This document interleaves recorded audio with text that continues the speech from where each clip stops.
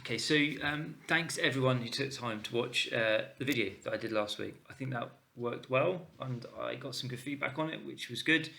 And like I said before, I'm really keen to continue more dialogue between the picture desk and the photographers, so that we can communicate more ideas where the business is going and how we can all do our jobs better in order to have more fun and more fulfillment out of what we do. So today, I'm going to do another video. I'm going to talk for a bit. I've got Steve and Adam in the room with me here, and they're going to talk for a bit. We're just going to go over just a few things that happened this week. So the first thing I want to say is just about some of the PR jobs we did.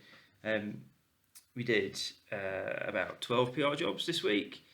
Tony Kershaw did 5 of them, which is brilliant. And I know some of you are noticing that they're doing a little bit more PR than they used to, but that's because we're doing a little bit less commission work for the national papers. And given the finances of the national papers, that's a trend that might continue a little bit. But I still see PR as being kind of a third of the work that you do, and I don't want that to increase.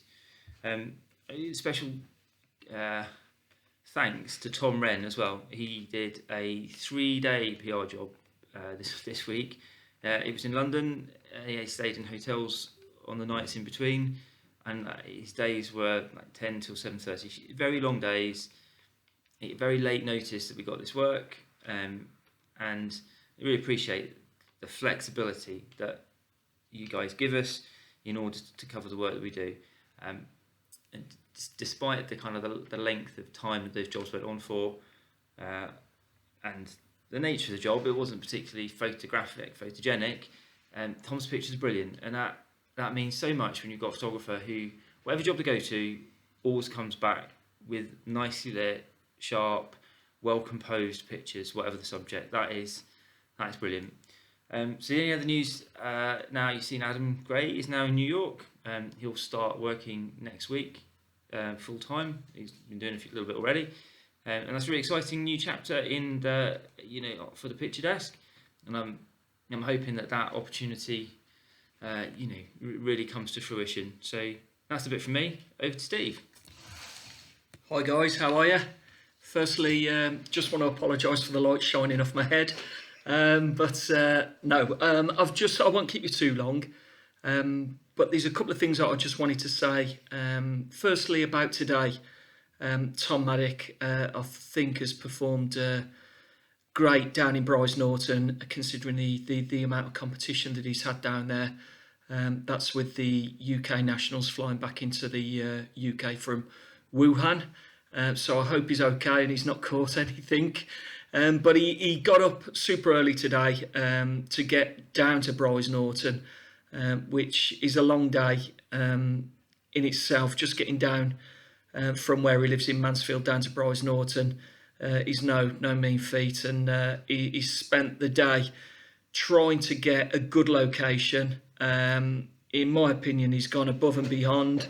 Along with Simon on the picture desk, I think we're brilliant in terms of trying to find the best possible location to get the best possible pictures. So I think excellent work by both Tom and Simon, and I think that's a great example on how the photographer and the picture desk can work in conjunction with each other. And that's what we're here for, is to try and make your job a little bit easier. I know we don't always do that, but that's what we do try to do. And secondly, I just want to move on to my next point. I appreciate you often have long days, guys, as we all do.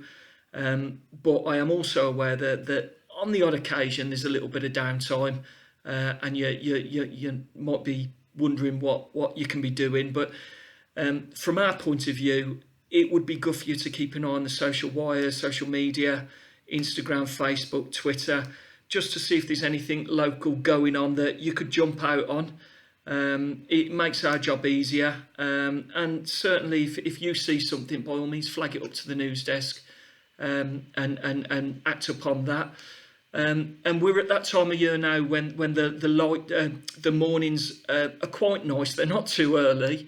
They are cold. They are fresh, and we'd like more beautiful pictures, really. So You know, if you can get out on the Malverns, if you can go up to the Ironbridge Gorge, if you can get out on the Thames in London, anything, or Cambridge, you know, getting your boaters, or up on the York Moors, the Peak District, anything like that. And I know you're very good at it, but the more we can have, the better. There is value in these pictures, and with the more subscriptions that we got from newspapers, the better chance these pictures are of getting used. So I won't bore you anymore. Have a good weekend, and we'll speak on Monday, and I'll just pass you around to Adam.